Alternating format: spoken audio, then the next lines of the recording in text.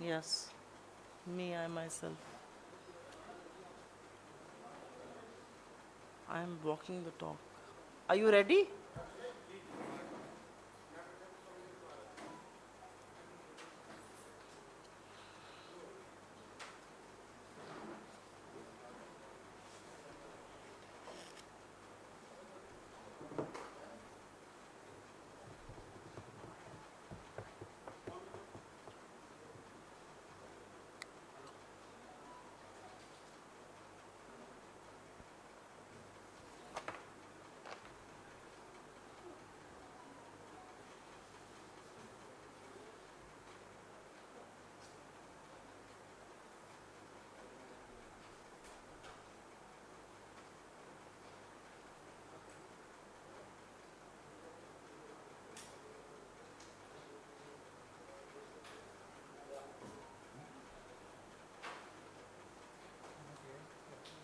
तैयार हैं आप?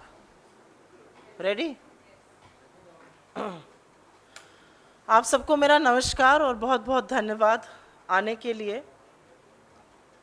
एक अत्यंत महत्वपूर्ण मुद्दा है और कहीं पर थोड़ा इग्नोर हुआ और उतनी ज़बरदस्त हाईलाइट नहीं हो पाया, लेकिन ये बहुत ही अहम मुद्दा है और इसीलिए आपसे इस विषय पर चर्चा करने के लिए हम लोग आपके पास आए हैं। भारत का आज तक का सबसे बड़ा बैंक का धोखाधड़ी का मामला, DHFL नाम की एक कंपनी ने 17 भारत के बैंकों को लूटा करीब 34,000 करोड़ रुपए से। लेकिन खबर उससे बड़ी यह है कि सबसे बड़े बैंकिंग घोटाले के तार, उसकी जड़ें, उसका संबंध सत्तारूढ़ भारतीय जनता पार्टी से है। और ऐसा वैसा संबंध नहीं है, संबंध गहरा है, जड़ें बहुत पनपी हुई हैं और इसके बारे में अभी हम 2 मिनट में आपसे बात करेंगे। तो भारत का सबसे बड़ा आज तक का बैंकिंग स्कैम और उसकी जड़ें भारतीय जनता पार्टी से जुड़ी हुई। आपके व्यूअर्स के लिए और आपकी जानकारी के लिए 2 मिनट में समय रेखा बता देते हैं और उसके बाद आगे की बात करते हैं। 2010 से 2018 के बीच में जो यूनियन बैंक ऑफ इंडिया है, जो लीड बैंक कंसोर्शियम का है 17 बैंकों का, उसका कहना है कि DHFL ने करीब 42,000 करोड़ का ऋण लिया था और 2019 से डिफॉल्ट शुरू हो गया। वो ये ऋण वापस नहीं पे कर पा रहे थे। उसके बाद जब डिफॉल्ट शुरू हुआ तो एक स्पेशल ऑडिट बिठाया गया और उस स्पेशल रिव्यू ऑडिट में, जिसमें 2015 से 2019 की अवधि का ऑडिट हुआ, उसमें पाया गया कि DHFL ने बड़े तौर से धोखाधड़ी करी थी।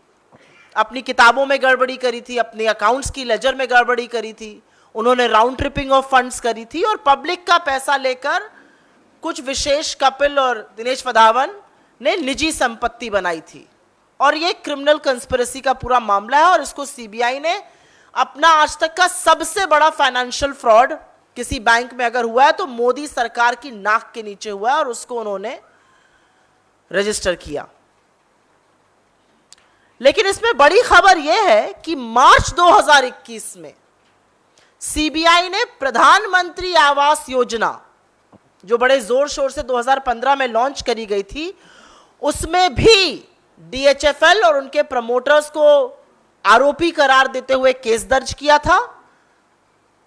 एक फिक्टिशियस बांद्रा ब्रांच के नाम से, सिर्फ ऑन पेपर बांद्रा ब्रांच के नाम से एक बैंक खोला गया, जिसमें करीब 2,60,000 ऋण के खाते खोले गए और उससे इस कंपनी ने पैसा कमाया और पैसा इंटरेस्ट सबवेंशन से भी कमाया गया। लेकिन बड़ी खबर यह है कि यह घोटाला प्राइम मिनिस्टर आवास योजना के ऑडिट में सामने नहीं आया। ये एक्चुअली यस बैंक का जब फोरेंसिक ऑडिट होने लगा तब सामने आया। 2015 से 2018 तक एक कंपनी लूटती रही भारत सरकार को, एक कंपनी लूटती रही जनता के पैसे को। वो PM आवास योजना के ऑडिट में सामने नहीं आया, वो यस बैंक में सामने आया। लेकिन अब सबसे बड़ी सनसनीखेज खबर इस पूरे मामले में और वो है उन जड़ों की बातें, उन तारों की बातें जो हमने पहले कही थी। एक संदिग्ध कंपनी है, एक कंपनी है जिसके खिलाफ केस चल रहा है, एक कंपनी है जिसने भारत का सबसे बड़ा धोखाधड़ी का बैंक फ्रॉड किया है।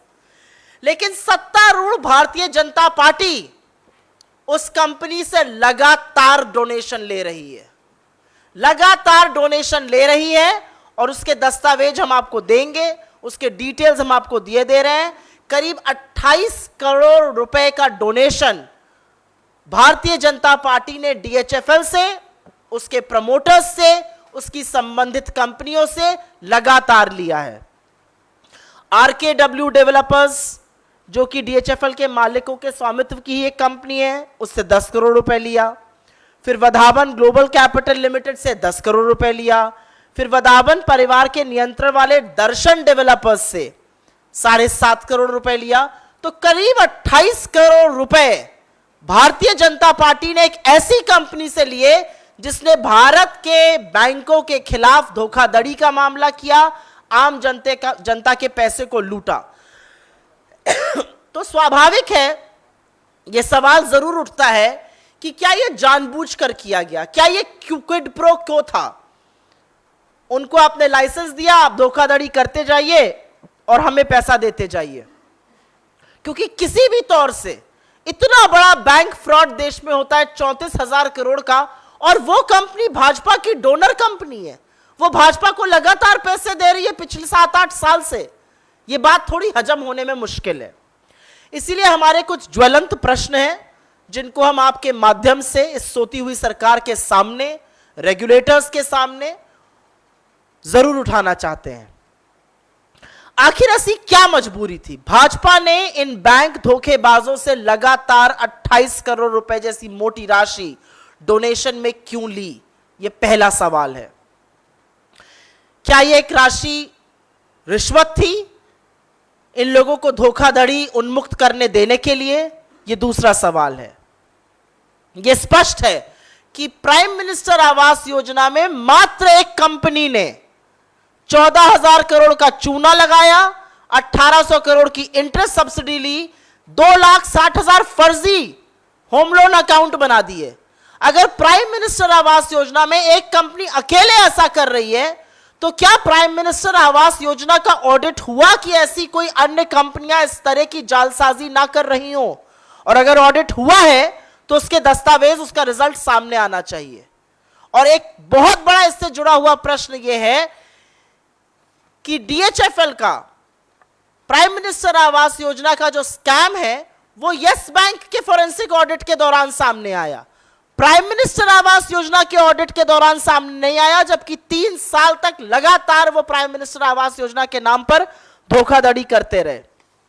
तो सवाल ये जरूर होगा कि प्राइम मिनिस्टर आवास योजना का ऑडिट क्यों नहीं हुआ, उसके द्वारा पता क्यों नहीं चला। जो एफआईआर रजिस्टर करी है सीबीआई ने, उसमें क्लियरली कहा गया है कि डीएचएफएल ने मात्र कागज पर एक बांद्रा ब्रांच के नाम से शाखा खोली। तो सवाल यह भी उठता है कि banking regulator RBI, market regulator SEBI, housing regulator NHB, national housing board, ये सारी एजेंसियां क्या कर रही थी? इनकी भूमिका पर सवाल जरूर उठता है। क्या न्यू इंडिया में एजेंसियां बिल्कुल अनजान बनी रहेंगी, अनभिज्ञ रहेंगी? और 2 अंत में सवाल हैं जो आपके सामने बोलने जरूरी है। बैंक धोखाधड़ी को नियंत्रित करने के लिए सरकार क्या कर रही है? यह सच है कि एनपीए के खिलाफ एक बड़ी मुहिम यूपीए सरकार ने चलाई थी, तत्कालीन आरबीआई गवर्नर रघुराम राजन ने चलाई थी। क्रोनी कैपिटलिस्ट के चलते उनको उनके पद से हटने के लिए मजबूर करना पड़ा। आपने बैंक ऋण को नियंत्रण करने के लिए, दोषियों को सजा देने के लिए क्या मुहिम चलाई है? आपकी नाक के नीचे हिंदुस्तान के सबसे बड़े बैंक फ्रॉड हो रहे हैं, चाहे वो एबीजी शिपयार्ड हो 20,000 करोड़ से ऊपर, चाहे वो डीएचएफएल हो जो आज 34,000 करोड़ के फ्रॉड की हम बात कर रहे हैं, चाहे वो नीरव मोदी हो, मेहुल चोकसी हो, विजय माल्या हो, जो बड़ा बड़ा चूना लगाकर इस देश को आपकी नाक के नीचे, आपकी संस्थाओं को गोली देकर इस देश से चले गए। उनके बारे में आपका क्या एक्शन है, क्या क्रियान्वयन है?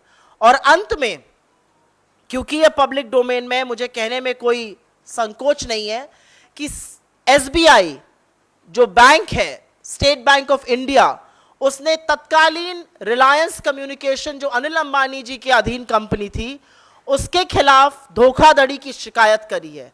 आज तक सीबीआई ने इस पर एफआईआर दर्ज करके केस संज्ञान में क्यों नहीं लिया है? क्योंकि एक दूसरा फ्रॉड बन रहा है।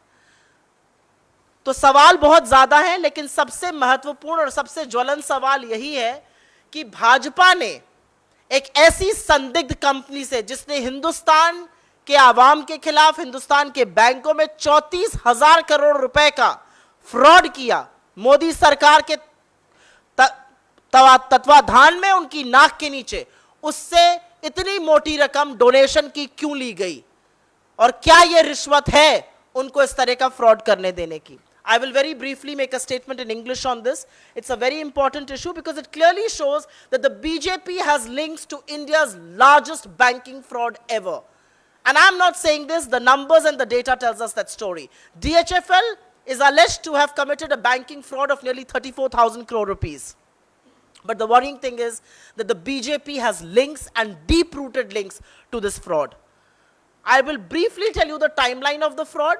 2010 to 2018, according to the Union Bank of India, the lead bank in the consortium, DHFL took loans worth 42,000 crore rupees. It started defaulting on payments in 2019, upon which there was a forensic special review audit that happened by KPMG. Between 2015 and 2019, it threw up that DHFL had cooked its books, it had round-tripped funds, it had diverted funds, it had used public money to create wealth and to create assets for Kapil and Dinesh Madhavan.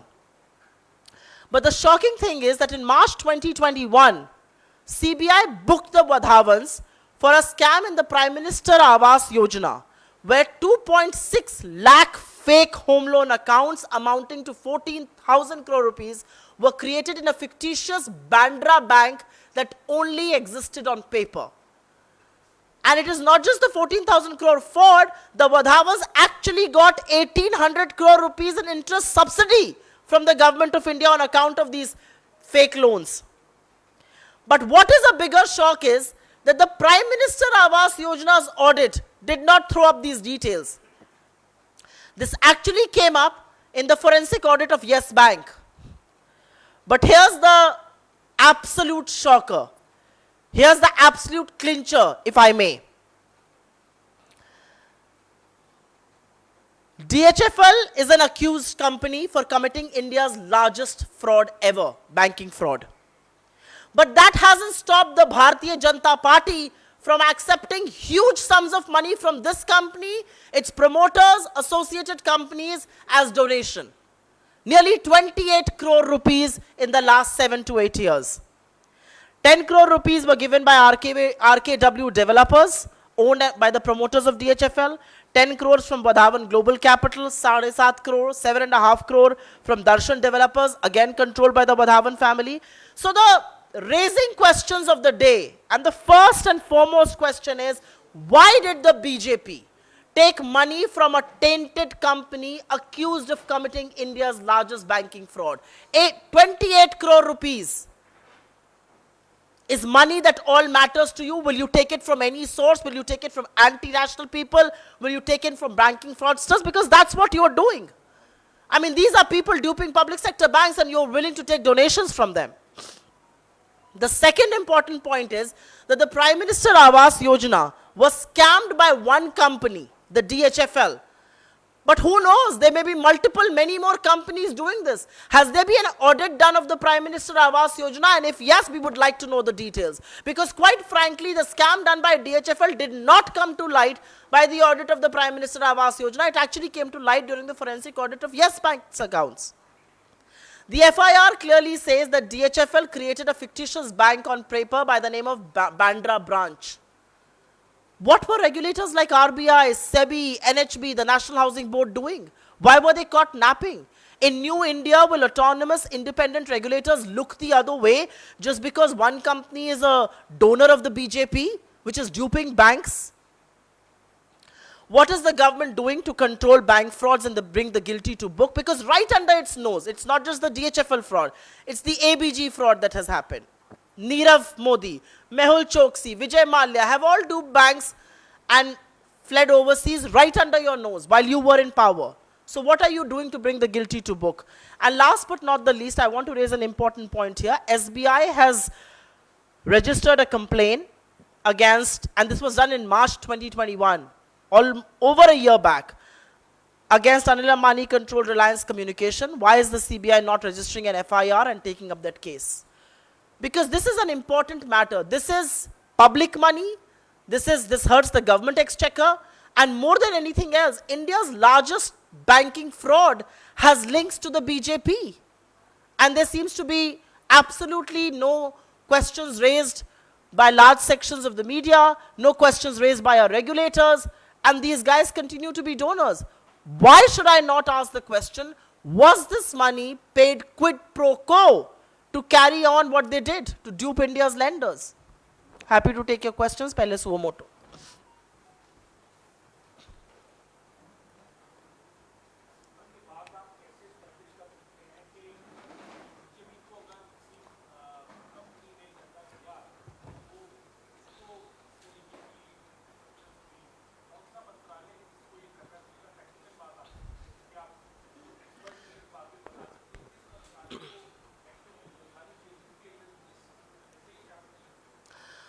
DHFL के खिलाफ मामला 2018 से ही चल रहा है। 2018 में ये बात लाइट में आ गई थी कि वो अपने पेमेंट्स पे डिफॉल्ट कर रहे हैं। मीडिया रिपोर्ट्स के बाद इसको संज्ञान में भी लिया गया था और उनके खिलाफ मामला चल रहा था। अगर एक कंपनी के खिलाफ बैंक फ्रॉड का मामला चल रहा है तो क्या राजनीतिक नैतिकता ये कहती है कि आप उस कंपनी से डोनेशन लीजिए? उसके बारे में फाइनेंस मिनिस्ट्री को पता है, उसके बारे में कॉर्पोरेट अफेयर्स मिनिस्ट्री को पता है, उसके बारे में आईबीसी को पता था, एनसीएलटी को पता था, डीएचएफएल बिका, उसको पीरामल्स ने खरीदा, ये सारी पब्लिक डोमेन में नॉलेज है। और उसके बाद भी आप एक ऐसी कंपनी, ऐसे प्रमोटर्स, ऐसी एसोसिएटेड कंपनी से लगातार डोनेशन ले रहे हैं, तो या तो आपकी पैसे की हविश बहुत ज्यादा है और आपको फर्क ही नहीं पड़ता कि पैसा कहां से आ रहा है। All that you understand is the colour of money, irrespective from where it is coming. It could be coming from fraudsters today, it could be coming from anti-national elements today, it could be coming from terror funding tomorrow. तो आप तो सिर्फ पैसा लेना जानते हैं, या और मुझे ऐसा लगता है कि यह सवाल जरूर उठना चाहिए कि क्या ये वो रिश्वत थी जिसने अलाउ किया, जिसने हौसला दिया वधावंश को ये करने का जो वो कर गुजरे। सबसे बड़ा देश का बैंकिंग फ्रॉड 34,000 करोड़ रुपए करना कोई आसान बात नहीं होती है, और अगर ऐसा हुआ तो बिना सरकार के संरक्षण के, और ऐसी सरकार के संरक्षण के जिसकी पार्टी ने लगातार ये मामला उभरने के बाद भी डोनेशन एक्सेप्ट करी, ये अपने आप में सवाल उठाता है।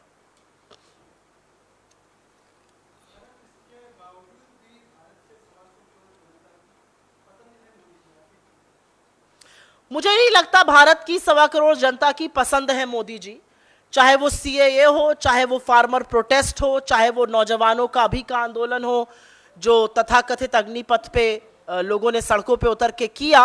मुझे नहीं लगता कि ये एक चिट दे देना या ये बैठकर कह देना कि उनकी पसंद है, नहीं, ये पसंद की बात नहीं होती है। एक फ्रॉड है और फ्रॉड के बारे में सवाल उठने चाहिए, और इंडिपेंडेंट और रिस्पॉन्सिबल मीडिया से हम चाहते हैं कि ये बातें डिस्कशन में आए, हम चाहते हैं ये नैरेटिव बने। ये सवाल उठने इसलिए जरूरी है क्योंकि ये किसी के घर का पैसा नहीं है जो बैंक फ्रॉड 34,000 करोड़ का हुआ है, ये भारत की जनता का पैसा है, और भारत की जनता के पैसे के साथ खिलवाड़ करना किसी को भी इस बात की अनुमति नहीं है।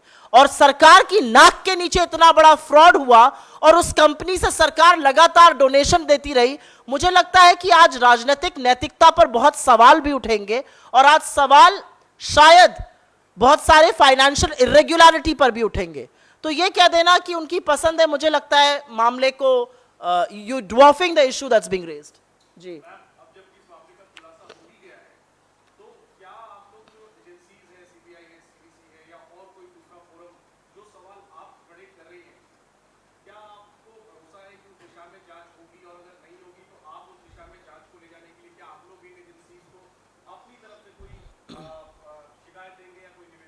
आपके माध्यम से इस मुद्दे को उठाने का आशय ही ये है कि चाहे ये एजेंसीज हों जिनका आपने नाम लिया, जो इन्वेस्टिगेटिव एजेंसीज हैं, या जो रेगुलेटर्स हैं, मैंने बार बार रेगुलेटर्स से भी आह्वान किया कि आपकी जिम्मेदारी है, नैतिक जिम्मेदारी है कि हिंदुस्तान की जनता के पैसे के साथ इतना बड़ा फ्रॉड हो जाता है और आप अनभिज्ञ रहते हैं, यह अपने आप में एक गड़बड़ बात है। आज इलेक्शन कमीशन से मेरा आह्वान है कि ऐसे बड़े फ्रॉडस्टर्स का डोनेशन कैसे पॉलिटिकल पार्टीज एक्सेप्ट कर सकती है और सत्तारूढ़ दल इसको कैसे एक्सेप्ट कर रहा है?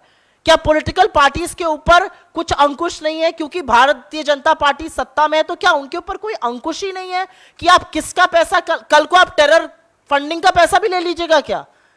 क्योंकि आपको तो पैसे के रंग से मतलब है। तो मुझे ऐसा लगता है आपके माध्यम से हमारा आह्वान सारी एजेंसीज को है, रेगुलेटर्स को है और खासतौर से चुनाव आयोग को है, क्योंकि ये डोनेशंस आई हैं और इसके दस्तावेज हैं जो प्रूफ करते हैं कि आई हैं। जरूर इस बारे में सवाल उठना चाहिए कि आखिर किसका पैसा लेने को और कहां तक आप मजबूर हैं। जी हाँ बताइए, इस विषय पे हो गए सवाल, कोई और सवाल हो तो? जी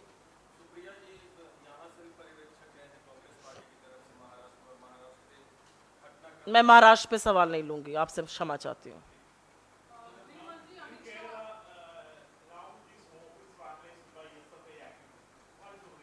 No, my reaction is that it is an absolute act of gundaism and hooliganism.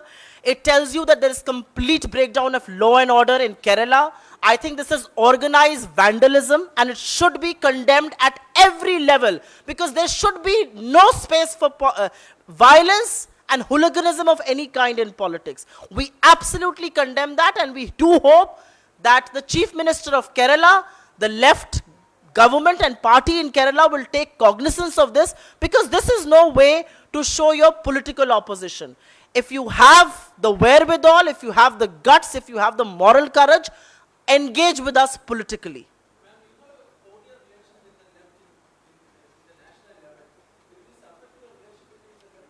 I think cordial relationship is one thing, condemning hooliganism done by a section of that party is the other. We do hope better sense will prevail and the left is going to bring the guilty to book.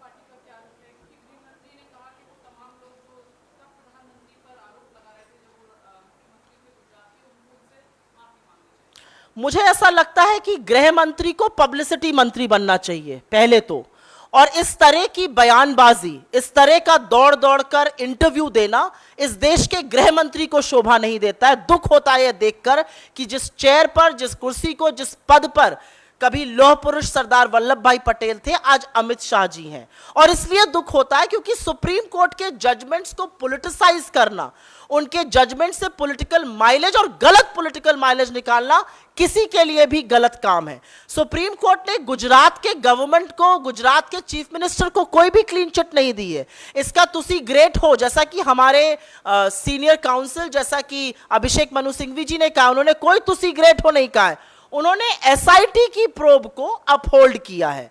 लेकिन उसमें अपने आप ये जो political जुमलाबाजी हो रही है, इससे पॉलिटिकल माइलेज निकालना गलत है। भक्त ये कर रहे थे, ट्रोल ये कर रहे थे, लेकिन इस देश के गृह मंत्री को ये करते देखकर मुझे विशेष दुख होता है। लेकिन हाँ, अपने आप में कुछ बातें जरूर उठेंगी।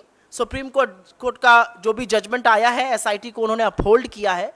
क्या ये सवाल नहीं उठने चाहिए कि कितने विटनेसेस इस एसआईटी के सामने टर्न हो गए? क्या ये सवाल नहीं उठना चाहिए कि कितने विटनेसेस मिसिंग चले गए? क्या ये सवाल नहीं उठना चाहिए कि एसआईटी ने किस चीज को एविडेंस में लिया, किसको नहीं लिया? क्या ये सवाल नहीं उठना चाहिए कि उस समय के प्रधानमंत्री अटल जी ने राजधर्म की याद आखिर देश के आज के प्रधानमंत्री और तत्कालीन मुख्यमंत्री को क्यों दिलाई थी? वो किस राजधर्म की बात कर रहे थे? वो राजधर्म क्या था? क्या इन सवालों का जवाब भी गृह मंत्री अमित शाह दे सकते हैं, या अटल जी तब गलत थे और आज वो सही हैं?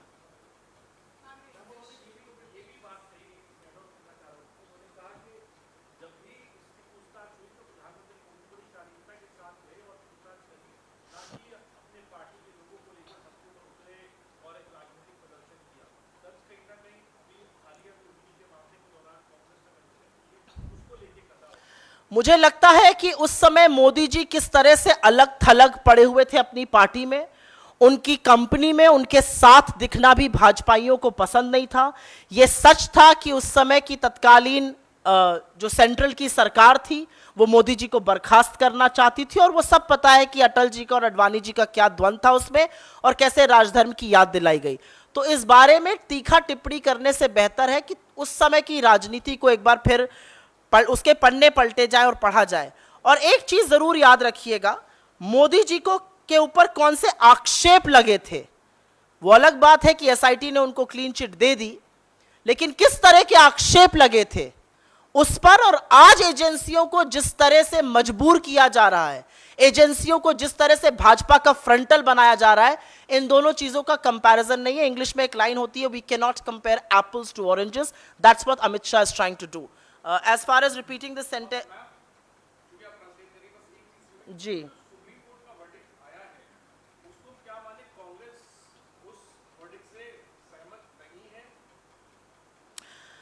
I will repeat it for the benefit of all of you once more. The Supreme Court has given a verdict. It is India's highest court of appeal and order. But let us not politicize what the court is saying. The court has not told the Gujarat administration, and I am going to quote senior counsel, my learned colleague and Rajya Sabha member Abhishek Manu Singhvi ji, the Supreme Court has not told the Gujarat administration to see great ho. The Supreme Court has only and only upheld the SIT probe report, which essentially says that there was no conspiracy and violence was sporadic and impromptu.